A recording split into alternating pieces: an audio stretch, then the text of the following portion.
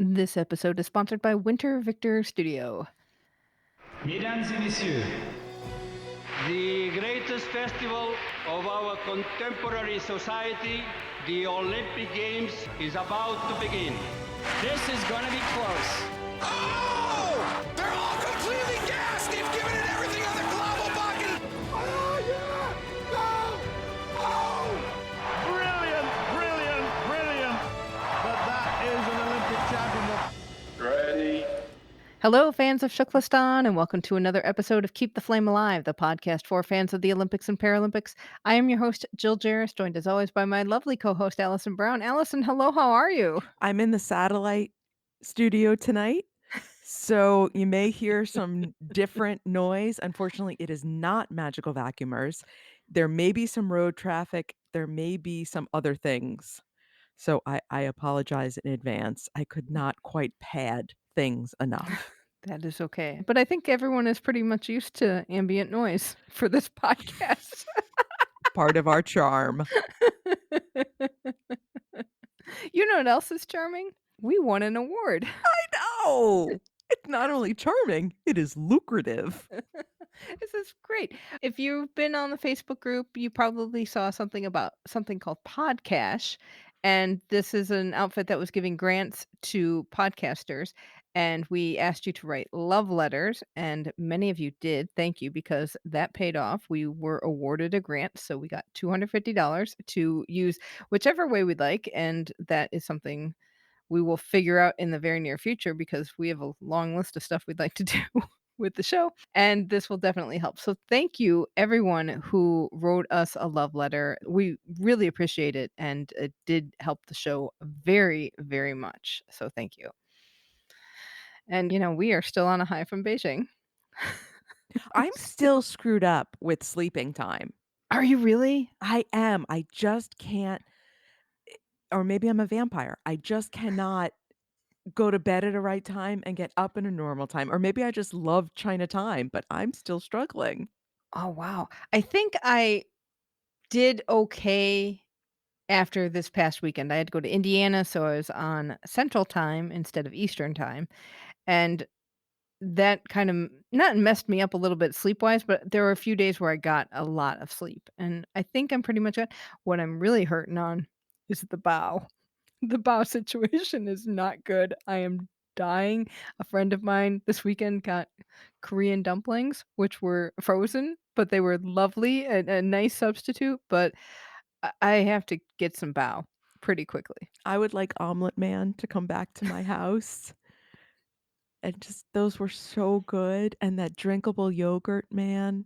And it was so Mhm. cute. One of our lovely volunteers, when I mentioned how much I love the drinkable yogurt, said, maybe on Amazon. So I might start searching for it because I am missing my drinkable yogurt and my freshly made omelets. Last week we talked with Book Club Clare and Superfan Sarah about Beijing, and we talked for a long time. So we had to split it up into two parts. This is part two. Buckle up, folks, because you're in for probably a long ride tonight. So take a listen to the rest of our conversation.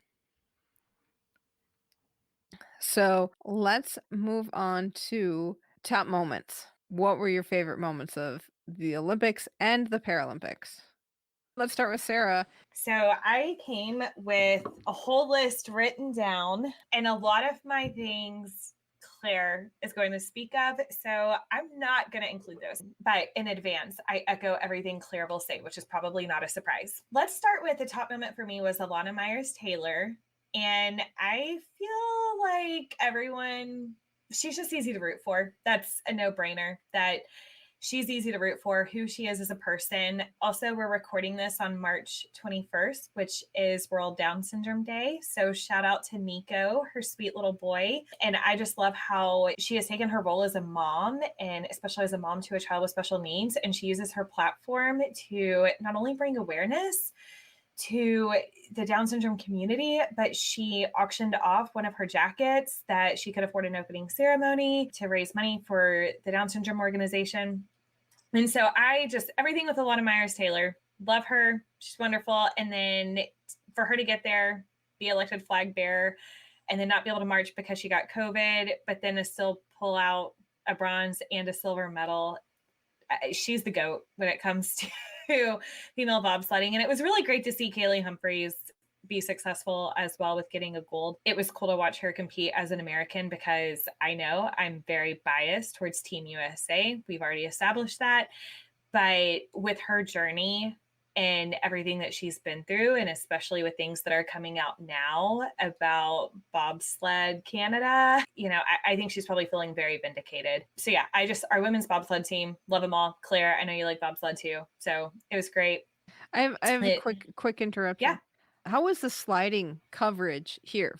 Because to me, even though we saw it on our feeds in the workroom, like none of the sliding sports really existed for me because I could not get out to Yangcheng when they were competing.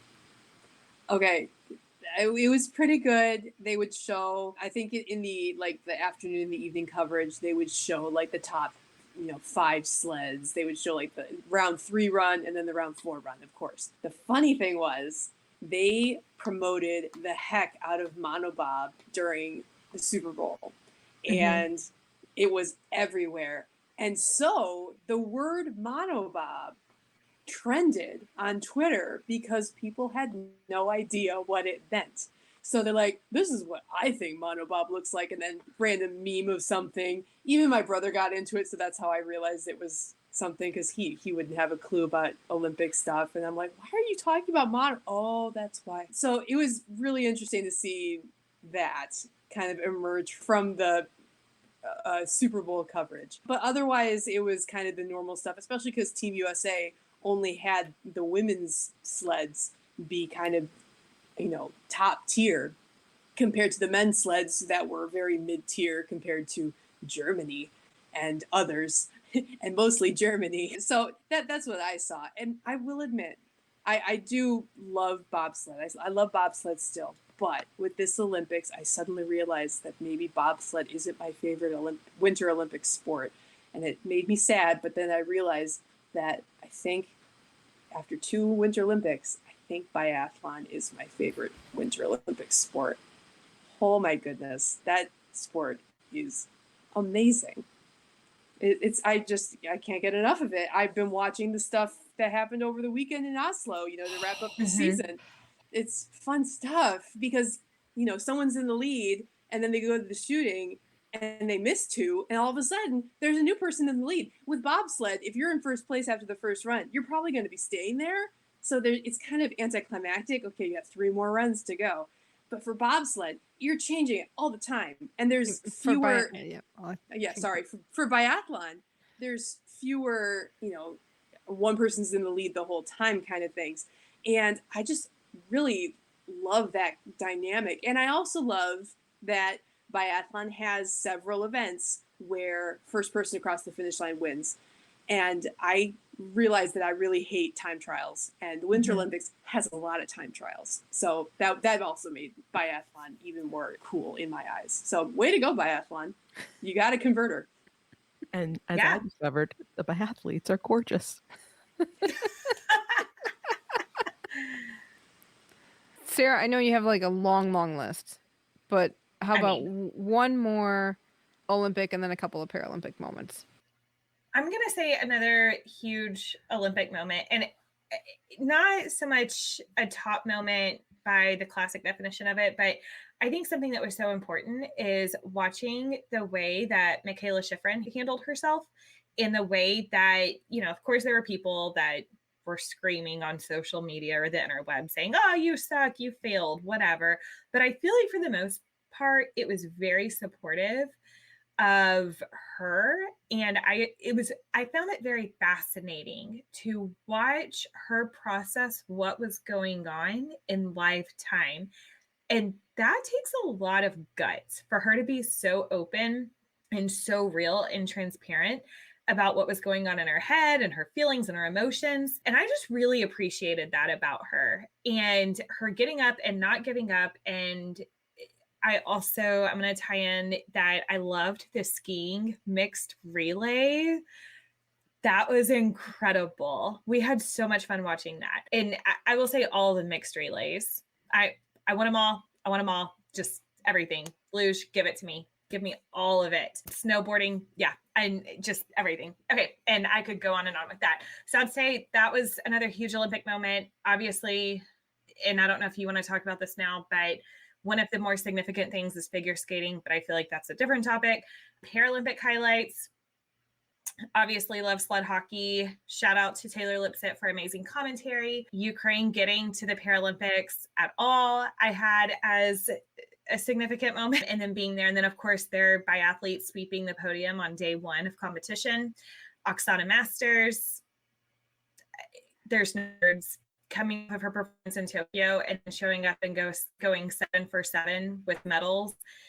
My arms hurt just watching her. She is such an incredible athlete. And of course, knowing that she was born in Ukraine, spent several years of her life there, knowing what must have been just the weight of the world on her shoulders and competing there, my heart really went out to her. And then I also, in the Paralympics, really loved the Eichner siblings from Austria. What an incredible story. I get all of their names confused, so I wrote them down.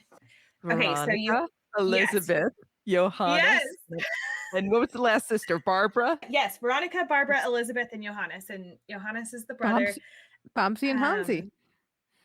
Yes, I just love their family and I want to be their biggest fan. So I'd say that's my quick overview over Olympic and Paralympic highlights. And I also, because I'm petty, anyone who's in the group knows this, that I predicted that John Schuster would be elected as flag bearer for the United States. And he was, against my husband's doubts. Sorry, Schuster, we believe in you. I don't know what's wrong with Nick, but I was right. My husband was wrong. I win in my predictions. I just want to get that out there. And then finally, I'm going to say one more thing. I know you told me like one thing. I'm so sorry. But I did have viewership of the Paralympics written down as a highlight. And I'm going to give a shout out. Now I'm taking over the podcast. I'm giving a shout out to Riley Smith, who listens to the podcast. She's not active in the Facebook group, but I'm working on that with her. And she actually published an article today that came out where she got to write about viewership. And this is part of a fellowship in journalism that she's doing, but that there was an average viewership increase of 62%, and that viewership of the Paralympics reached nearly 12 million viewers total across all the platforms, including NBC, Peacock, USA Network. So I think that's great. And I'm giving credit to her article. In the United States, right? Yes. In the United States, of course. Again, I know I've got my Team USA blinder on here, but shout out to Riley for giving me that article so that I could quote her and be more active in the Facebook group because it's a lot of fun. And I'll shut up now. All right, Claire. All right. I had a lot of fun with these Olympics. It was fun to be able to see old names get redemption on medals, like Lindsay Jacobellis, who I will be honest, I totally laughed at her in 2006 when she fell and didn't get the gold. But now, that it's been Olympics past, I was very proud of her for being able to stick with it for so long and to stay with professional caliber enough to compete with the youngins. And she won 2 gold medals at this games, along with Nick Baumgartner, who she helped to win a gold medal for the first time. He's also from Michigan, so that's always awesome. I want to give major kudos to Nathan Chen because after the Pyeongchang Olympics, I told myself in 2018 that the only gold medal that I wanted in 2022 was Nathan Chen to get a gold medal. And I followed his trajectory from 2018 all the way to 2022. I even saw him compete live when he was in Detroit, and it was mesmerizing. And I was just so excited that night when he won the gold medal. It made me all kinds of happy to see that. So I was very elated about that. It was a lot of fun. I know that I started the Mike Schultz book for our book club. The book is called Driven to Ride, in case anybody hasn't picked it up yet. And I started it the day after the Olympics ended, and I didn't finish it until I think the day before the Paralympics ended. So I'm reading Mike Schultz's book, and I'm also seeing him compete. That was so cool to be able to relate those things and see all these articles about Mike Schultz popping up on my feeds. The couple of the things mentioned his company, and I'm like, I just read about that. I just read about how his company got formed just like last night. It was so exciting to be able to see that. And then he ended up with the silver medal. It just made it a lot of fun it gave it kind of a 3-dimensional kind of way to interact with a book. I did adore Jessie Diggins. Man, that girl has the biggest smile. And she was also, part of one of our book club books last year, a couple years ago. And watching her slog it out during the 30K was incredible because she is a sprint specialist. She's not a distance person, and she just kept going. And I thought that when she collapsed at the finish line that she was dead because she had nothing left. And I was floored by the guts that she had to grind out that performance. I really loved watching sled hockey, even though I am still a little sad that Team USA doesn't have any women on their roster because it is an open field. So it could be a mix of men and women. And I kind of said in my congratulatory tweet, which might be kind of a downer, so sorry about that, Team USA. Hey, it'd be nice in 4 years if you had a couple women on your roster too, because I think they'd be you have all that dominance, let's open it up a little bit for the women to get involved as well, because I know there's a few.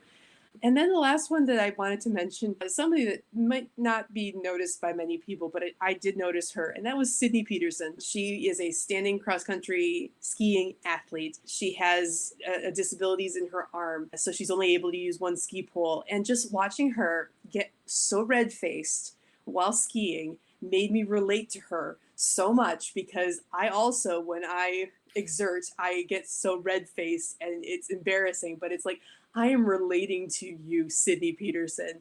And the fact that I think she got the full gamut. I think she got a gold, a silver, and a bronze. And I was so proud of her for that. So, way to go, Sydney Peterson. I was rooting for you the whole time, and just to see that, this made me very happy. So it was a fun games to watch. It was exhausting, but I also had a job this time where I could watch it at work. And that made life so much easier. And I feel sorry for anybody that struggles to watch just because they have life and a job. But it was cool to be able to also talk to the Facebook group about all of this as well. So if you communicated with me on Facebook with the group, that meant a lot to me, to be able to talk about things with fellow people, because I couldn't really talk to anybody at work because they didn't really care that much. So thanks, Facebook group. You were awesome. Very true. I will say one of the things that I liked about both the Olympics and Paralympics, and I think this might be something from the pandemic that has been a positive side, was everybody getting excited for everybody else's medals. And I just remember, especially when I went out to snowboard at the Paralympics and they were just jumping all over each other. And I know that happened in several of the freestyle skiing events, that everybody was just so happy for each other. They were in awe of each other and were just like, this is amazing. And these other people are amazing. I can't believe I'm here with them," kind of thing. That was really great to see. And I think that seems to be more of a, hey, we've all survived this together and I don't need to be cutthroat competitive. It's about having a good time kind of thing. And along with that is the Michaela Schifrin / Simone Biles dealing with mental health issues or blocks or mental blocks. And I mean, that mountain got so many people, and just Michaela was one of the highest profile people it got. And to see her, and I didn't even get to see her live, but the fact that she was willing to just lay it all out and go and be very honest and frank with the media, I think that helped people see what was going on and just how difficult of a time it is when you're an elite athlete who's used to not having this challenge, and how you work through it is pretty incredible. I will say that Nathan Chen was also one of my favorite moments, just because he made me cry on that long program. I did not expect that. So that was beautiful. I mean, Ben did tape all the stuff for me. I have like 146 episodes of Olympic coverage to watch. So that is one I want to go back and see, because I want to see if it translates on TV. Okay, let's be real here. When he did his jumps, the timing with the music was perfect. And that, as soon as he did two jumps right in a row, and the music goes bump, bump, and he did both of them, and I'm just like, this is it. And I just stood up, and I'm just like, yes. And then there's another moment when it transitions to Rocket Man, and it's like the music is Sorry, this is music nerd Clare. Music is swelling, And then all of a sudden, the beat drops. That's boom, and he comes right down at that moment, and I jumped in the air, and my cats flew off. Don't hurt It our was like, mascots. the mascots are fine. It was just to be able to work the music in so well. And I know there were lots of discussions about music, but that is probably why you cried, because he was able to take that music and show it in his dance. And yes, it can be tear inducing. I've had that experience many times. So sorry. This That's was okay. it was just joyful. Yeah, he was just wonderful to watch. The men's competition was fun to watch the top people, not so fun to watch people who obviously did not like their program or their music. That was just a real tell. I'm like, wow, it's really interesting that you were at this elite level and you obviously don't like what you're forced to be doing. So that was really frustrating. Alison, do you have top moments from Olympics and Paralympics? Yes. So I would say the figure skating competition was a lot of sighs of relief. Obviously, I've talked a lot about Papadakis and Cicerone and ice dance and how they had to win the gold medal for me to feel okay. So that was a relief. Sway and Han also felt like relief when they won because there was so much pressure on them. Nathan Chen, even Camila Valieva not making the podium felt like a sigh of relief that those girls would get their medals. Erin Jackson, I think, was probably my favorite moment of the Olympics. We've watched her pretty much her entire speed skating career, and to see her triumph like that was the jump off the couch and scream moment for me. Which was, I would also say that was a sigh of relief because of the pressure. I don't know what she felt because she was pretty cool cucumber, but you knew she had to perform. Would she be able to do it? And you knew because we talked about this, you knew on that first turn that she was gonna get it because it was just so amazing to watch. And it just when she got that gold, it was relief, excitement, joy, felt it all. And then the last from the Olympics would be our Josh Williamson jumping in that sled that first time when he pushed off and he did that run. And even if he hadn't finished the run, I'm like, he can put that OLY after his name. After he started that run, that felt very again, it just, oh, I can breathe again. And then from para, for all the fun we had and all the experiences, I think what will stick with me was that second news conference with Andrew Parsons. I had been in Beijing less than 24 hours, went to 2 press conferences with Andrew Parsons, both unscheduled, and the emotion in that room was so intense. And usually, I mean, we've watched a lot of press conferences with IOC people, with IPC people, and most of the time they are emotionless affairs or it's artificial emotion. It's, oh yes, thank you to the hosts.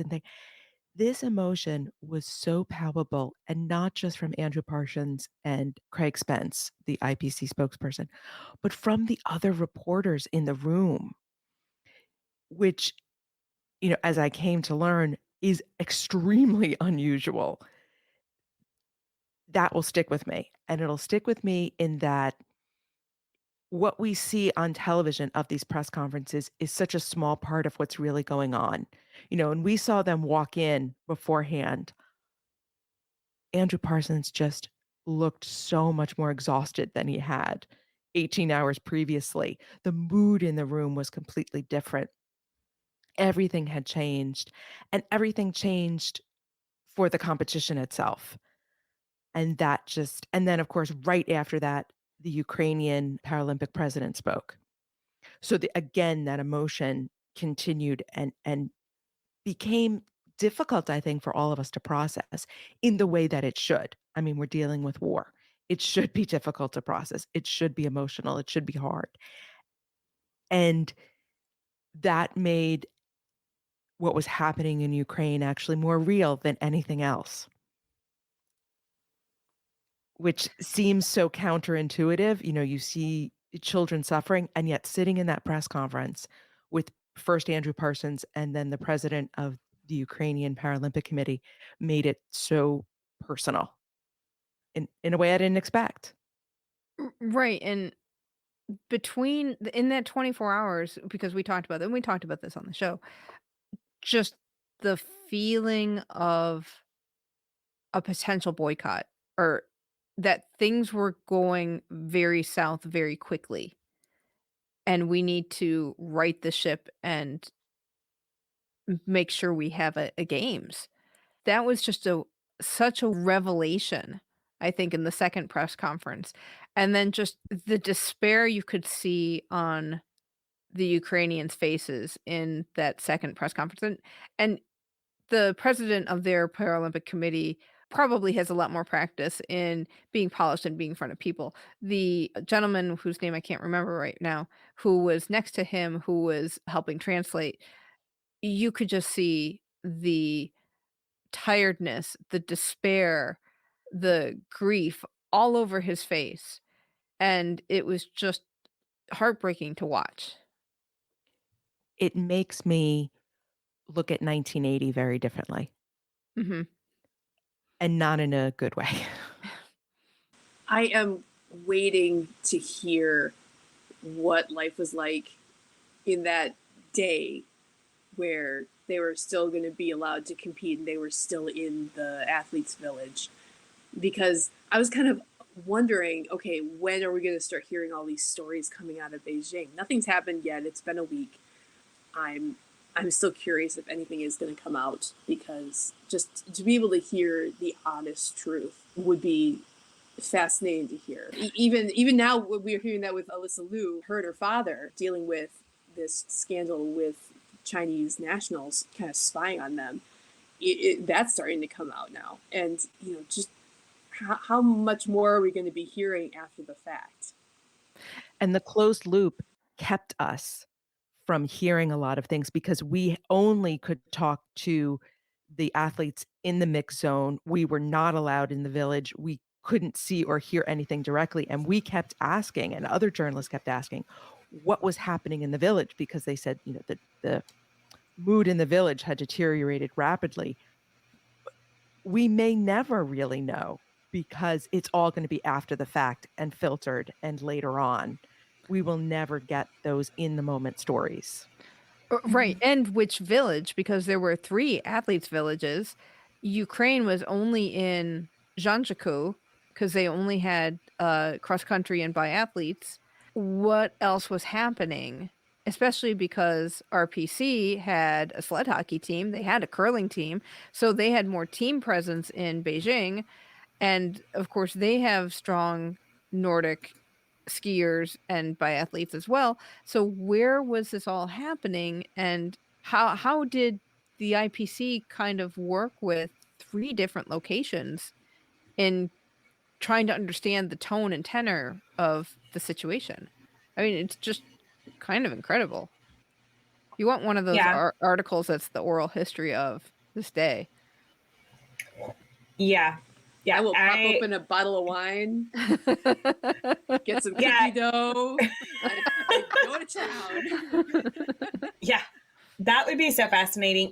This is taking it a little bit down a rabbit trail, but Claire, you just brought up Alyssa Liu and the story that's come out with her family. And listeners, if you've not read about that, oh my goodness, it's mind blowing. I was on an airplane the other day with a friend who does not care about the Olympics and Paralympics. And I showed her the article I was reading, and both of our jaws just dropped.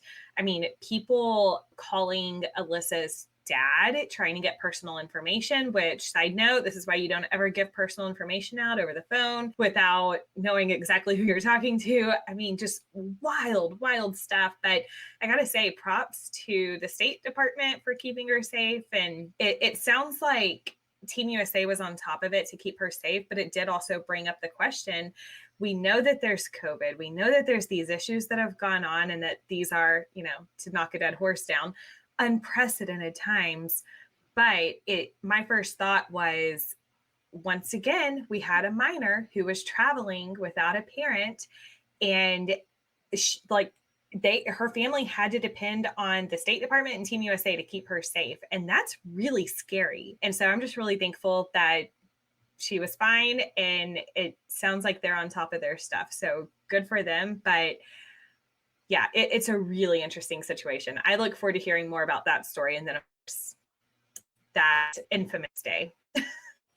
And Which once is again, we circle back to the question of, was Beijing ever an appropriate host city? very true. And it's really tough because there it wasn't a great choice. The two choices that were left, neither of them great. And the one bonus that I hope exists, we're not going to know for years, at least especially until 2026, if China maintains this winter sports legacy that they're trying to build. Is dominance in sports important enough to that country that they keep up this massive investment, especially on the Paralympic side, to become more dominant in the winter games as well? I can definitely see that happening for the very curious if it keeps going with the Paralympics. Because it was completely out of left field how much they had, or how many medals they ended up getting for the Paralympics. And is that going to keep going? Right, and the size of their delegation was enormous compared to everyone else. And I mean, it was fantastic, but to see the excitement over the Paralympics, and the Paralympians from China that you could get from the spectators there, I'm not sure how well that's gonna translate in everyday life because you know that disabled people's lives are not that great in China.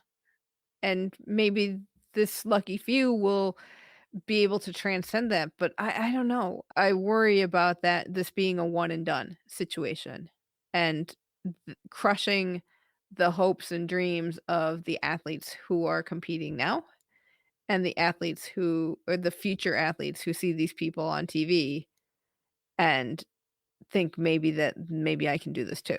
So I don't know. I mean, T-Bot kept touting in like, especially in his closing speech, he kept talking about, well, 300 million people have found winter sports in China because that was the statistic they kept talking about.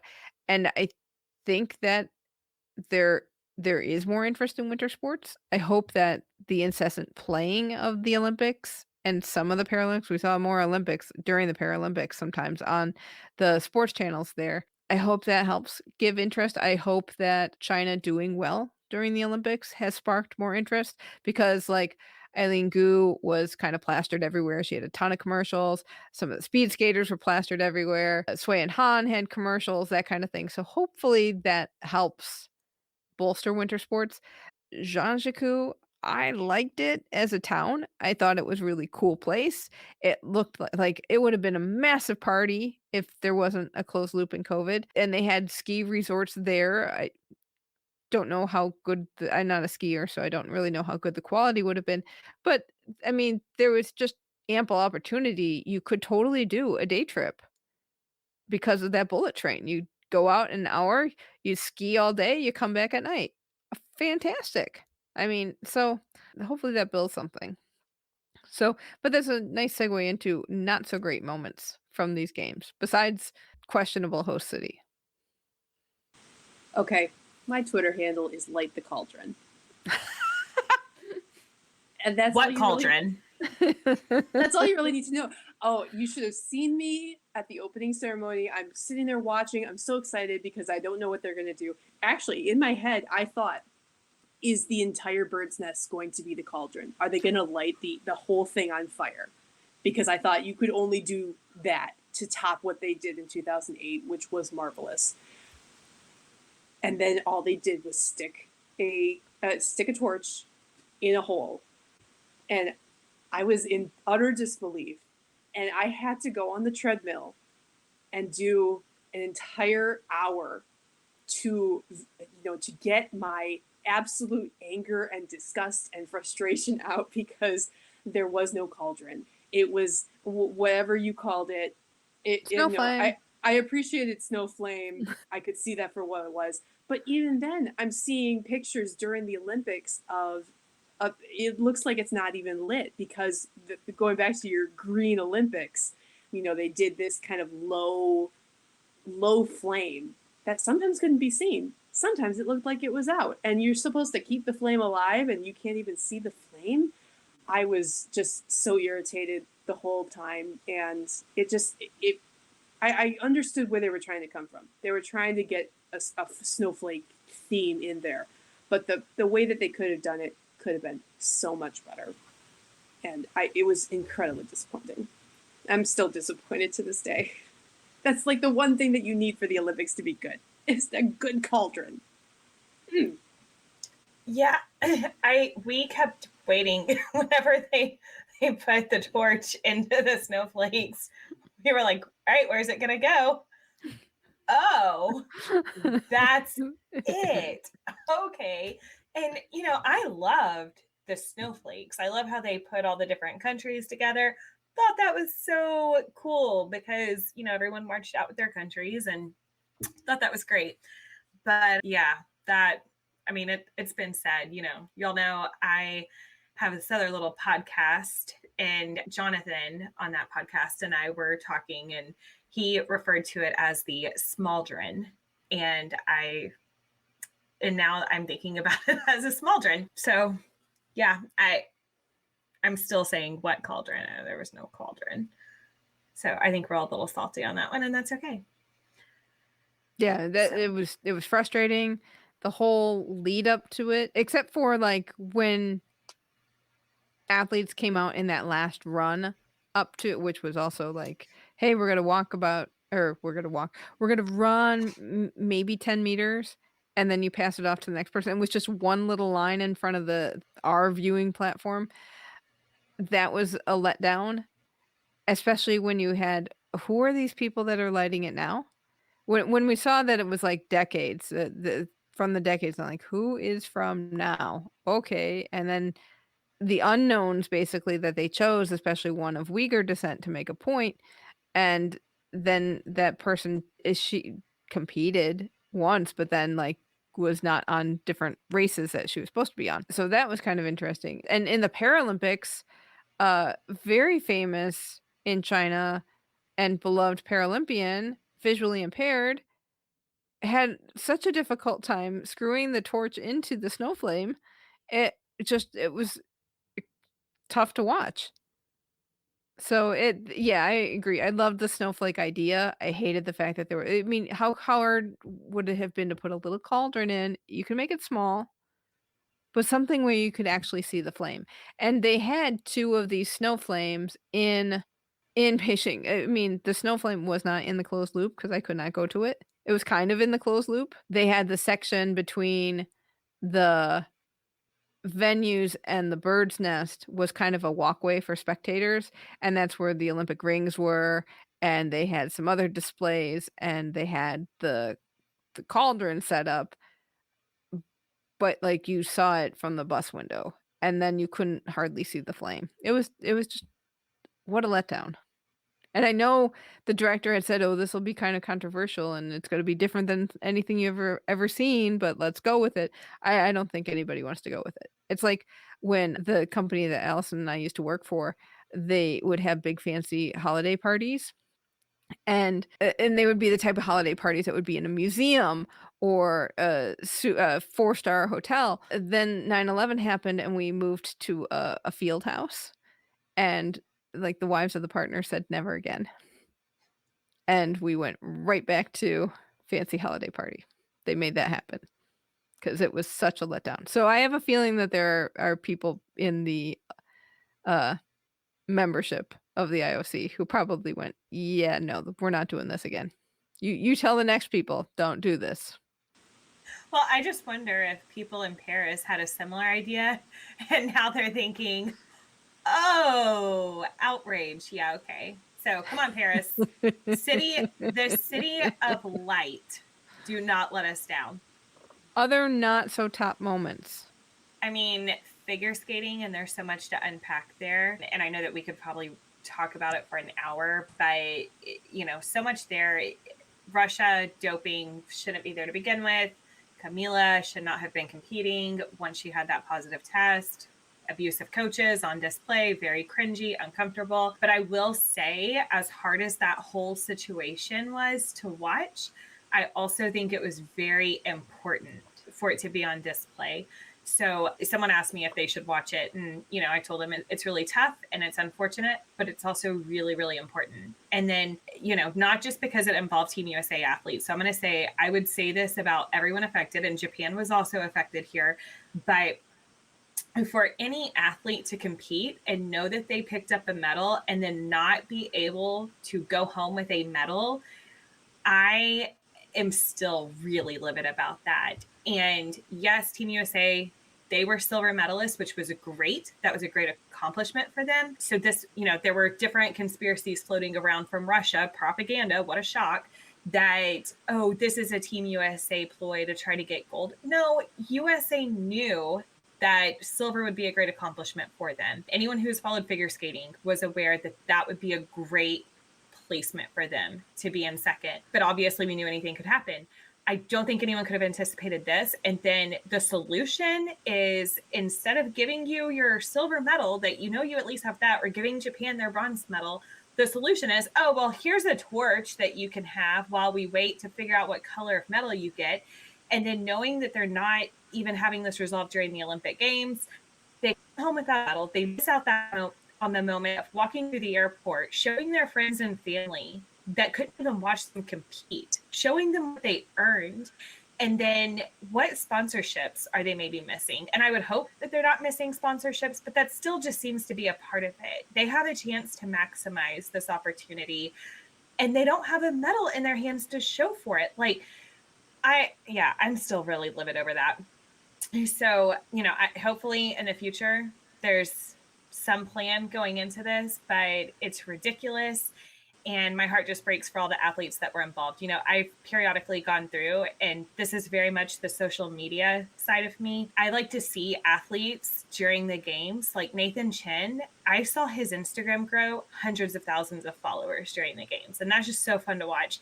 But then I also watch what they put as their bios and how quickly they may flex with, I'm an Olympic champion. And I noticed that everyone who was on Team USA in the team event, during the games, nothing was really posted in their bios. And I've noticed that some of them have put Olympic silver medalist, and some of them have just put Olympic medalist or 2-time Olympic medalist.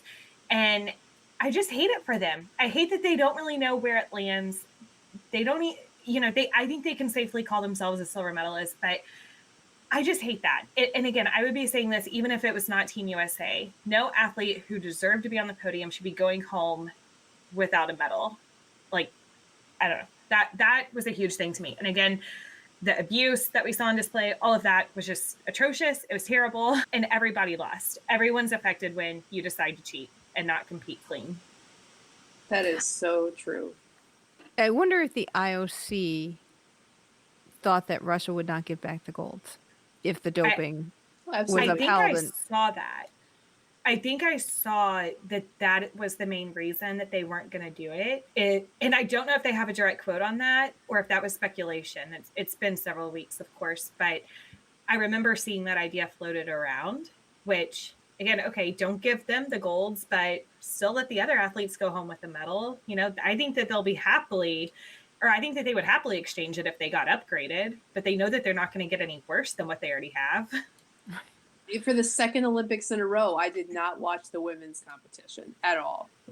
And I feel just fine with that decision. Again, even though the chaos of the end of the free skate did draw me in just a little bit, because I wanted to see how it played out with, one Russian crying, one Russian having a temper tantrum, and one Russian who won the gold not really knowing what to do because her support staff is busy with other people who are crying and having temper tantrums. I did say before the Olympics that I had no interest in learning any of the names of the Russian female figure skaters. I didn't realize how I would be learning the names of the Russian female figure skaters, because I know them now, unfortunately. And it's just amazing how badly that turned out, and how I hope that the cries for some changes in how they permit the ages of the women to compete or even who they allow to compete. I hope that some changes actually take place. I know that with Russia invading Ukraine, they are not allowed to compete in the World Championships. And I did just find out today that they're going to hold their own figure skating competition in Russia, coinciding at the same time. Lovely that that's happening. It's just frustrating to have to hear about that, especially when the men's competition was so much fun to watch. I will watch men's figure skating over anything else. I love the athleticism and the artistry that they put in. Ice dancing was also a lot of fun to watch. Pairs, I forced myself to watch it, and I found myself enjoying it a lot more than usual, so that was good. But still, that women's competition and the team competition just tarnished everything about figure skating, and it makes me very sad that NBC wants to put figure skating out every single night, and they notice that when there is no figure skating happening, their numbers trend downward. There has to be another way to bring the numbers in without having to put figure skating at the fore, especially when figure skating is having so much problems. That's really interesting to hear about NBC, and maybe it's just not a focus on developing other sports or developing coverage of other sports. We've been on forever, but I want to get to listener Don's. Listener Don sent in a couple of points, and one was the venue clusters being so distant from each other and how that's going to affect the Olympic experience going forward, especially if you have regional bids. I think that if I remember correctly, Albertville was also a very clustered Olympics, which that's our historical Olympics for this year. So I think we'll probably talk about that. I believe some people said, yes, that they didn't feel like they were really at an Olympics, and it may have been athletes, because of the fact that it was so clustered and difficult to get to other venues and other events. And the fact that everything was closed off. I think that made a big difference because, yes, you can have clusters. And actually, I kind of like the clusters because as a fan, I don't feel like I need to go into this epicenter where millions of people have congregated. You know, you've dealt with it when you went to Salt Lake City, how, you know, it's just chaos everywhere. If you split everybody up, it kind of eases the tension of the city. And I don't mind that at all. But you also have to have the free reign to go from place to place. Do you want to, take the bullet train into Beijing and watch hockey? They didn't have that luxury. They were forced to stay there. I think that had a lot to do with it. And Don also wondered about the scheduling of the Paralympics because of the dramatically different conditions. And that was one thing about Beijing as a host city, is that winter was so cold.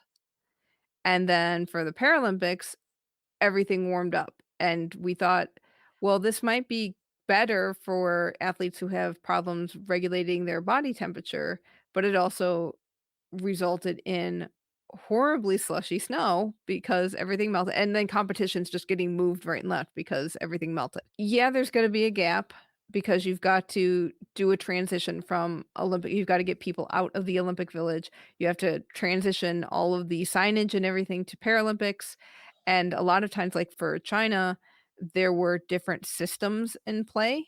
So Olympics had one system and Paralympics had a different system in the background. So you've got to kind of transition to those things. We had this My Info system that had stories and results and all of the information we needed. They needed time to transition to the Paralympics. So you need that time, but how do you deal with making sure you don't get such sloppy conditions that it really affects performance? Choose an appropriate host city. No, I think this would happen almost anywhere. I mean, Beijing was really different, but I mean, well, we're also talking about global warming. What happens when you have snow melt or no snow in cities and 40 degrees? Like this past weekend in Oslo, it was 40 degrees for biathlon, and people were skiing in short sleeves. Mm-hmm. So how do you deal with that if you can't? I don't know how well you can regulate the temperature of the snow, but if it's melting especially for athletes who are using their arms and shoulders to propel themselves. How and what can we do? I think bumping everything back where you maybe start the Olympics in January and then have the Paralympics in February. It seemed, with where the Paralympics ended, it was a week shy of spring for us, the equinox. So maybe, or even having, this came into my mind as I was thinking, maybe having an Olympics over Christmas. Wouldn't that be just insane? I know that you're suddenly getting into like 2022, 2024, how are you hitting that? But just having like a holiday season where you are nothing but the Olympics, and that would never happen. But maybe just pushing stuff to January. I know World Cup seasons revolve around that and they need to work around that. It's just a thought. Yeah, I mean, I don't think it's a ridiculous idea to move it earlier. It would just take significant planning from all the different organizations that put on those World Cups. But I mean, would it really hurt anything to move it back even 2 weeks? I don't think so. I mean, my family would hate it if it was over Christmas because, sorry guys, you're not seeing your grandkid unless you come over and watch the Olympics with me. Bring your flags. Yeah. Oh my gosh. And shout out to listener Meredith for sending Wilson every flag in the world. Every flag. Thank you. He loves them. Start learning those other anthems. We're working on it. Was it Andrew Passon? No, it was Greg Spence who said he's decided that the Italian anthem is his favorite now. How much fun was listening to that at the closing ceremonies? Both times. I'm just like, this is great. I'm rocking to this. So much fun. And the singer who did it, you could just feel every note in your body as she sang. Yeah, I had nothing against Italy, but now I'm all for Italy. I'm a huge Italy fan now. But going back to your clusters question, I mean, we talked about Italy very distinctly has 2 cities, and it is going to have to, by definition, work very separately. And are they going to have a split opening ceremonies? Are you going to have 2 cauldrons? Are you going to do something sort of different? And that'll be interesting to see. And then Paris, heck, we're going to Tahiti for Paris. So I don't know what's going on there. And your opening ceremony on the Seine, I'm going to be there. I'm going to make it. I'm going to sit there for 2 days if I have to be at the opening ceremony. We'll see Clare floating in the middle of the Seine on a lifeboat. There's just so much to look forward to now. I think Beijing was that one thing that we kind of all were like, all right, let's slog through this. Because after, and there was even a promo on NBC. I retweeted it, I know, during the closing ceremony of the Winter Olympics. And it showed it's at Paris, Milan Cortina, Los Angeles. And it was like, okay, this is, it's time for the Western Hemisphere to take over and have some fun. And it did get me really geeked out and excited because I would love to watch some events not at 4 a.m. And I'm very, very excited about that. I know Craig Spence kept calling it the Asia Tour because that was the 3rd games in a row that was in Asia. I think in some aspect, it was really good to have a group of games in Asia to give those athletes and those fans a chance to see something on their own time schedule. On the other hand, yeah, for us, it's like, okay, can we have a situation where we can see the games in a different time zone? So it's been interesting to have this Asian tour.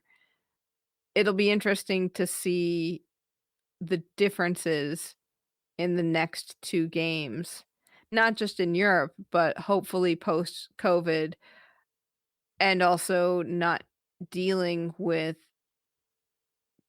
governments who have a specific opinion about how things should run. So I don't know. It'll be interesting. Final thoughts? I had fun, and my attention has already turned to track and field. The indoor championships were this weekend, and so I watched all of it, and it was marvelous. And now I just can't wait for July when I go to Oregon for the World Athletics Championships. And I know there's a couple of big things happening in the United States for global athletic competitions that people might be attending. So definitely get out and support those people. And when the Winter Olympics come back around, or when the winter sports come back around in November, December, try and find ways to watch them, especially if they're close by. Curling, there's always curling clubs all over the place. I know that a lot of the stuff takes place in Europe, but it does take place around here too. So try and find it and go and support it. Yep. Claire, we're still, even though we're so last minute with this, we're still playing with the idea of going up to Oregon in July, but we'll see what flights look like and may have to find some tickets. But anyway, yeah, I said this after Tokyo and I'll say it again now that, for me, I'm always reminded that I get worked up about wanting more and more support for the Paralympic movement. And whenever I know that there's sled hockey clubs that, sometimes there are tournaments that spectators can go to, when I know that there's wheelchair basketball, which goes back to a summer sport, of course. But whenever I know that there's a wheelchair basketball team that I can go watch just an hour away from me, that I don't really have an excuse. So like Claire said, if you know of events that are going on, global events, national events, get out and support, and don't forget to keep an eye on those college athletes. So anyway, with that being said, yeah, we made it. Jill, Alison, y'all were amazing. Y'all's coverage, social media, everything was incredible. I'm not just trying to suck up, but no, I mean, there were conversations that I had with people privately talking about how you guys were doing amazing from other listeners. I think everyone was so grateful that I noticed that if someone asked a question in the Facebook group, y'all would try to find out the answer, and they were thorough answers. And it really felt like all of us were there in some way with y'all. And I know I benefited from that. I see Claire nodding her head. I just want to say thank you, because it wasn't just exciting for us to see y'all go. It was so much more thrilling to know that y'all were there and to feel like we had that special access and to know what was going on behind the scenes. So thank y'all. I'm happy that y'all are home, and sorry that you're not over jet lag yet. And hopefully we'll all be together in the Flame Alive house in Paris 2024. And I'll just bake lots of cookies for people. Excellent. I'm glad we're home too. I am too. It was so great to be able to tell people, I know someone who's in Beijing for the Olympics right now. And they would look at me like, what? Yeah, they're journalists. that was a... Thanks for giving us clout. We did. Well, thank you so much. Really appreciate you always coming on. And yeah, it's been a Winter Olympics and Paralympics. That's for sure. It's been super exciting, and we're glad we were able to share it with y'all. Thank you, Claire and Sarah. You can follow Claire on Twitter at Cauldron Light, and Sarah on Twitter is Sarah Patton TX. And Sarah's got a new podcast out called the Games Odyssey Podcast, which delves into the historical side of the Olympics and maybe the Paralympics too. I believe so. They're starting at the beginning. They started in Greece, in ancient Greece. So we got a while to get to the Paralympics. But we are looking forward to it when they get there. Winter Victor Studio believes that sport and beautiful design go hand in hand, and that a designer's versatility is just as important as an athlete's dexterity. Winter Victor provides distinctive graphic design to clients in sport. From logos to digital communications, Winter Victor brings the same passion to design that our clients bring to the field of play. Add a responsive and versatile designer to your team at wintervictor.com. I have to say, Winter Victor, responsible for the design of our lovely, lovely pins, which were very popular. Yes, people were bringing me their cell phones with photographs of that TKFLASTAN pin, hoping I had more to offer. So Winter Victor they really nailed it on those pins. Exactly. So thank you, and check them out, wintervictor.com. All right. So there were stories I forgot to tell you. Forgot to tell me? Yes, or well, tell you and tell the listeners. There's a story that I have been holding on to for 7 weeks. And I did not even tell Ben until this past weekend when I said, "Oh, did I tell you this story?" Because no, I could not tell anybody, and It was one of those, like, you cannot say anything to anyone until you are home because I did not get out of the airport without getting in trouble. When No! I landed in Beijing, I immediately got into trouble.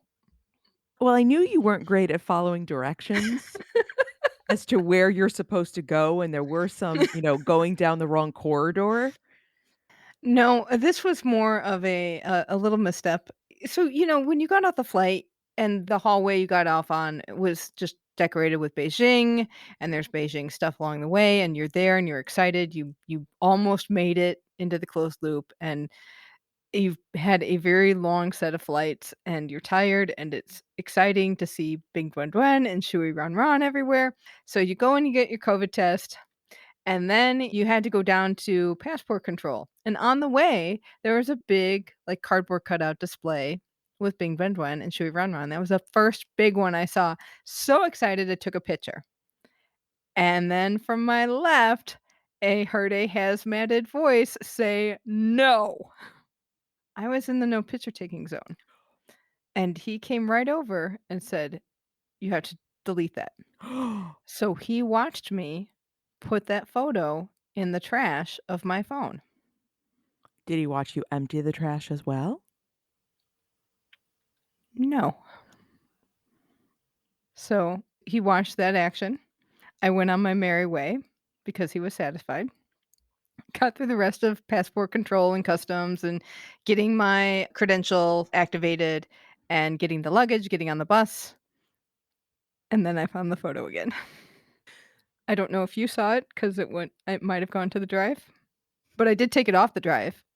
Oh, yeah. So all this time, I was housed with a criminal. I guess so. The Chinese police could have burst into our room at any moment. Said, "Lady, you have pictures on your phone. Take them You off." you put me in such danger.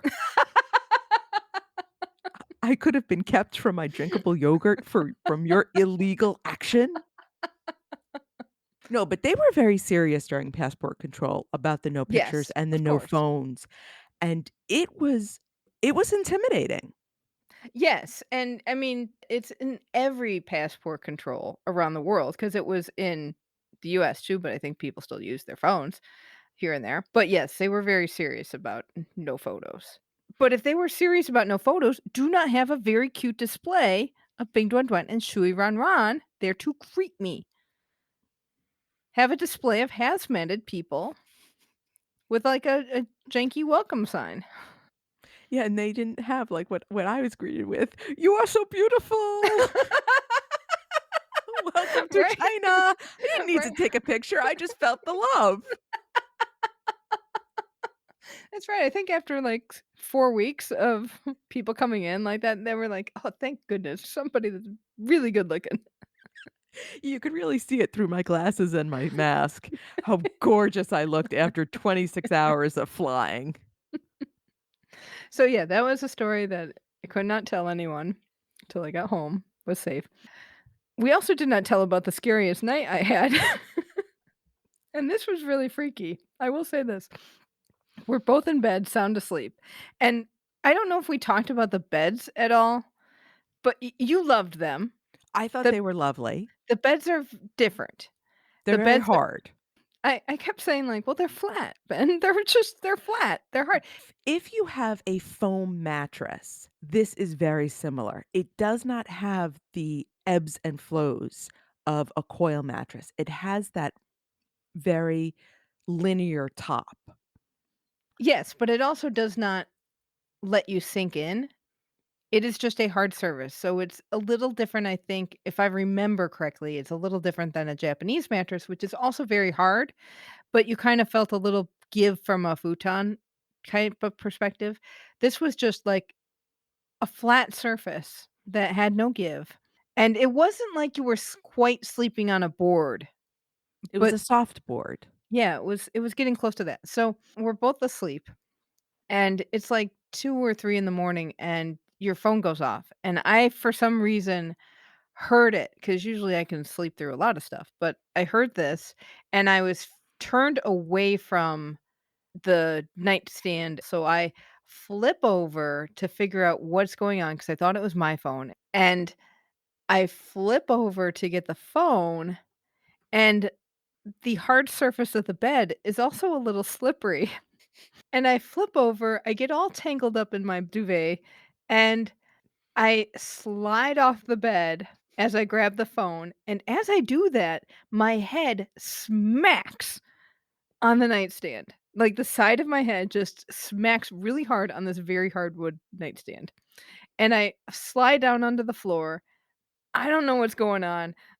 I put the phone on your bed. I don't know if I threw it at you or not. I might have thrown it. And then my head is hurting, and I get back on the bed, and I start to freak out.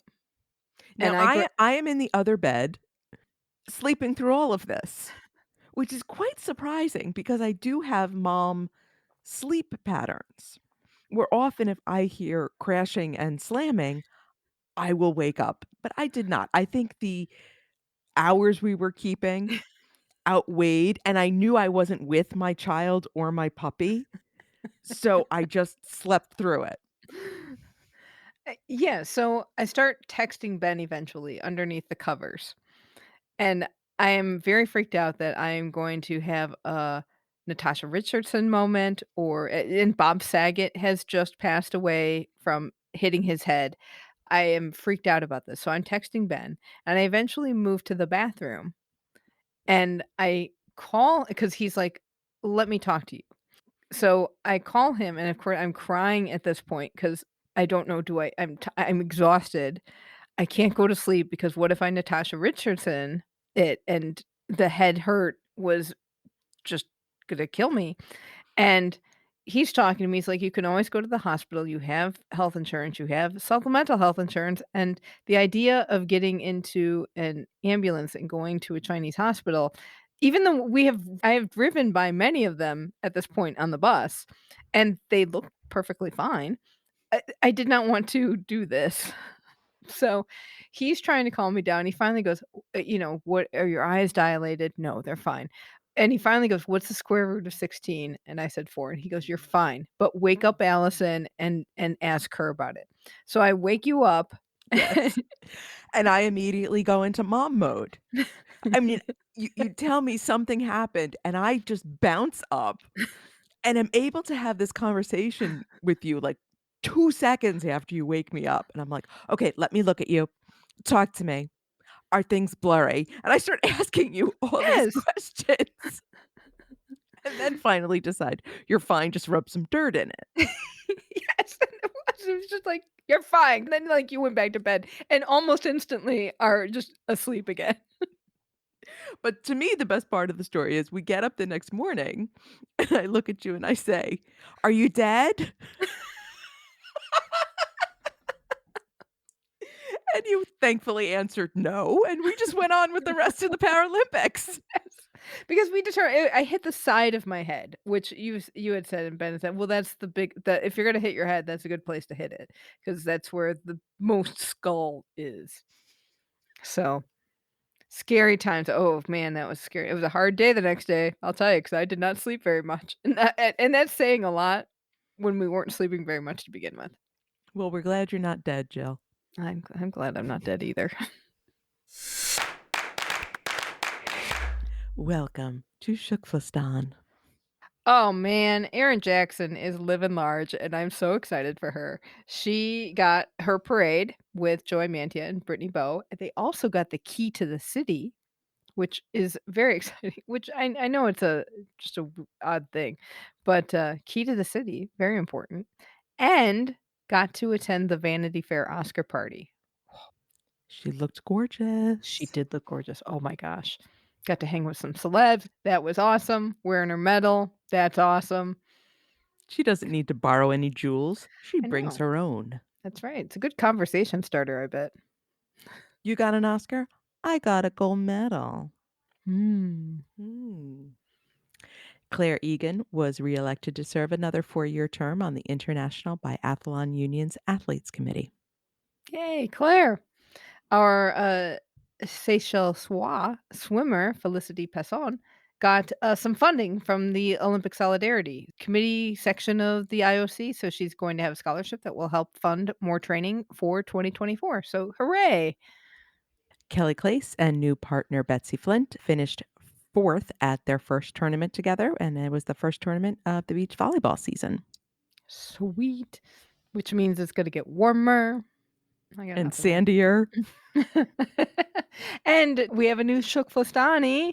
Alex Diebold and his wife Ashley welcomed a daughter named Penelope last week. And I don't think we've talked about it on the show. We did talk about how Alex Diebold was not able to go to the Olympics because of an injury. But he did not disclose at the time how serious that injury was.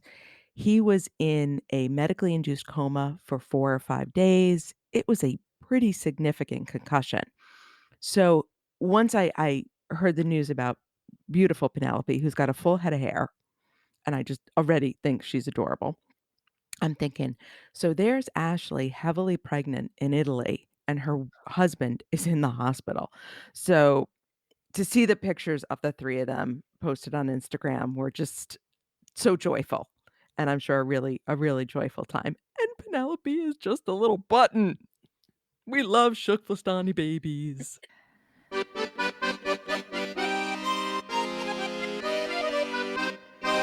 So there is some controversy around the venue that's going to be used for the basketball tournament. This is the Arena Paris Sud, and it's an existing venue that's going to host the preliminary rounds. But players and national organizations have complained that it is too small, the ceilings are too low, and there is poor ventilation. Yes. So after much discussion, FIBA, the Basketball Association, and Paris 2024 agreed not to use this venue. Have not announced what the venue replacing it will be, but remember, Paris was touting that 95% of its venues would be either temporary or repurposed. They don't have another basketball venue. Wow. That's kind of interesting. Because they're trying to keep it within a certain distance. Oh, gee, So man. they don't have a second basketball venue within that original circle other than the Arena Paris Sud. But you need more than one because there's so many games for both men and women happening simultaneously. Wow. That's gonna be a fun challenge to figure out. Or you say maybe you just put up with it? I don't know. Maybe they just set up a court on 'Cause the I'm on the sure Champs-Élysées. yeah, I'm sure that there's no chance to build a new venue. There's no way you could build There's no something at this time. point. No time, and probably no money. So, what do you do? I don't know. What if they don't find anything? Maybe they have preliminary matches in Tahiti. Oh, bet they would love that.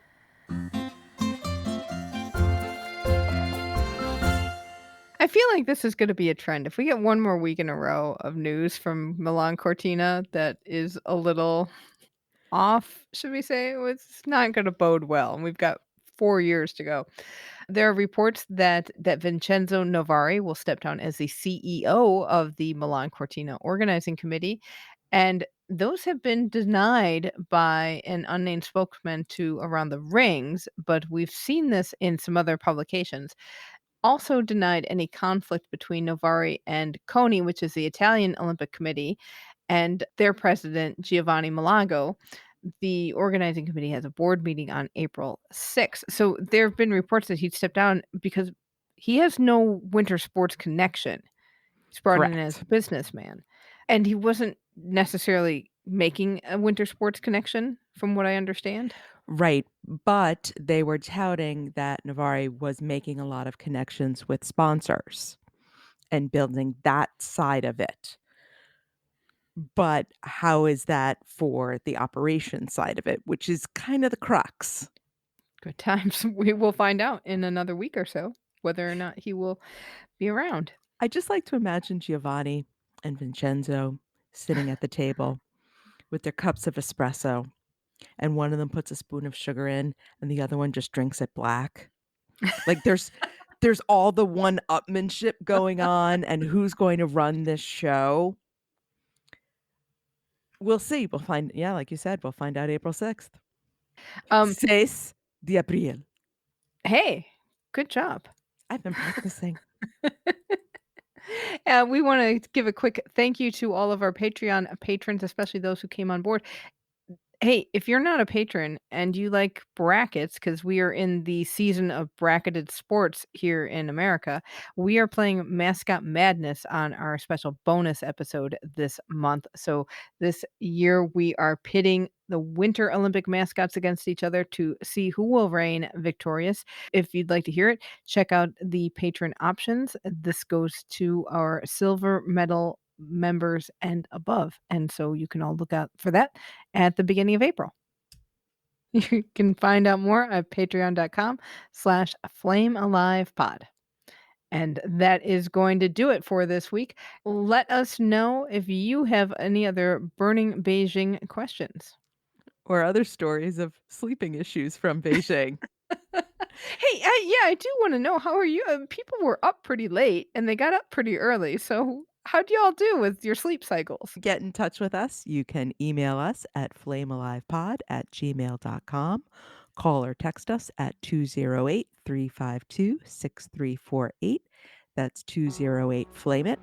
Our social handle is at FlameAlivePod. And be sure to join the Keep the Flame Alive podcast group on Facebook.